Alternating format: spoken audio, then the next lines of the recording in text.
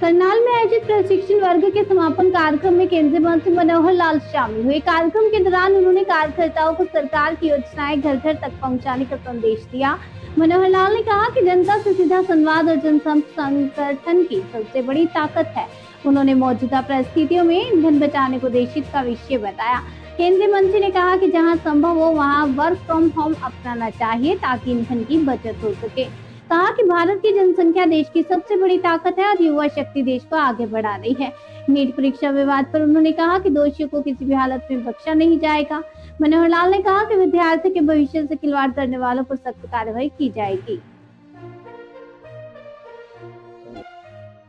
करती है प्रदेश सरकार के विषयों पर, केंद्र सरकार के विषयों पर, पार्टी के विषयों पर, सब विषयों पर अलग अलग अधिकारी आते हैं और विषय पर अपना बात रखते हैं और सबकी जानकारी में वैसे तो बहुत कुछ होता है, फिर भी एक रिवीजन हो जाता है सबका। आज एक सत्र मेरा इस जिला स्तरीय करनाल के कार्यक्रम में आया था, तो जिसमें केंद्र सरकार की हमारी योजनाएं और उसमें भी खास करके गरीब कल्याण की योजनाएं क्या क्या है, इस विषय पर सामान्यतः तो मैंने हमेशा देखा, आज भी देखा है कि बहुत बातें हमारे कार्यकर्ताओं को पहले से पता होती है।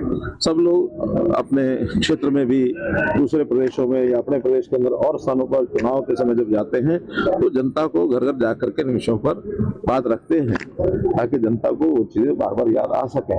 और कुछ नई योजनाएं होती हैं जिसका जनता को लाभ हो जाता है उससे, तो ऐसे विषय पर अपने कार्यक्रमों का प्रशिक्षण करने के लिए और आज का ये कार्यक्रम है, एक अच्छा सुंदर कार्यक्रम कल से चल रहा है, आज शाम के चलेगा। सर, आपने भूपेंद्र सिंह हुड्डा को कहा संन्यास लेना चाहिए, उन्होंने कहा कि आपकी उम्र हो गई है, आपको संन्यास ले लेना चाहिए। उम्र तो उनकी मेरे से बड़ी है और उनके पीछे पीछे रहूंगा मैं, उनकी उम्र में पहुंचूंगा। वो आज संन्यास लेंगे तो उसी दिन संन्यास ले लूंगा, जितनी उम्र उनकी है उतनी उम्र होता ही। प्रधानमंत्री नरेंद्र मोदी ने अपील की, आप भी फॉलो कर रहे हैं, बाकी नेता भी फॉलो कर रहे हैं, काफिला कम किया, सिक्योरिटी कम की, लेकिन देश की आवश्यकता है।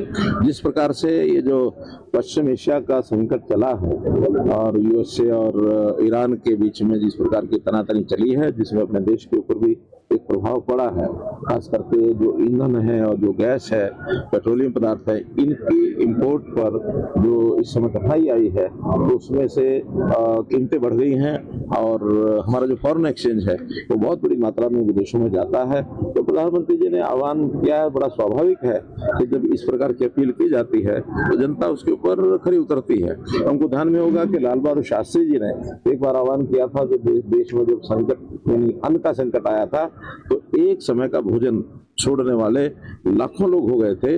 उसी प्रकार का आह्वान प्रधानमंत्री ने आज किया है और बहुत इसका प्रभाव है। पार्टी लेवल से ऊपर उठ करके भी लोगों ने अब इसके ऊपर चलना शुरू किया है और मैं समझता हूँ इसका जो अच्छा परिणाम है वो सामने आएगा। वर्तमान कह रहे हैं कि वर्क फ्रॉम होम कह रहे हैं प्रधानमंत्री, लेकिन खुद बाहर जाकर काम कर रहे हैं क्योंकि वो विदेश यात्रा पर।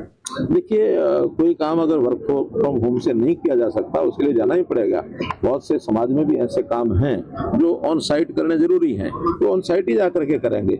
जो काम वर्क फ्रॉम होम किया जा सकता है केवल उसी के लिए आह्वान किया है। अब आज मैं यहाँ प्रशिक्षण वर्ग में आया हूँ, ये काम वर्क फ्रॉम होम नहीं हो सकता। तो वर्क फ्रॉम होम में करने वाले जो नियमित काम, दैनिक काम है जो किए जा सकते वो करने चाहिए। ऐसा कोई अनिवार्यता, कोई बंधन की ऐसा नहीं है, लेकिन उसको प्रयत्न करना चाहिए। हमने कोविड के समय करके देख लिया है, एक कोविड के समय बहुत काम वर्क फ्रॉम होम में ही यानी करने का एक स्वभाव भी बना। हमने उसको उपयोग किया, टेक्नोलॉजी का उपयोग किया, यानी वर्चुअल बैठकें भी हमने की। तो वर्किंग इस प्रकार की आवश्यकता पड़ने पर किया जाता है। आज ये आवश्यकता है तेल बचाने की, गाड़ियां कम करने की। अगर ये आवश्यकता नहीं रहेगी तो फिर जा सकते हैं कहीं भी। हम जनसंख्या में नंबर 1 पर है। चंद्रबाबू नायडू कह रहे हैं कि तीसरा बच्चा करो 30,000 रुपए ले लो, चौथा बच्चा करो 40,000 रुपए ले लो।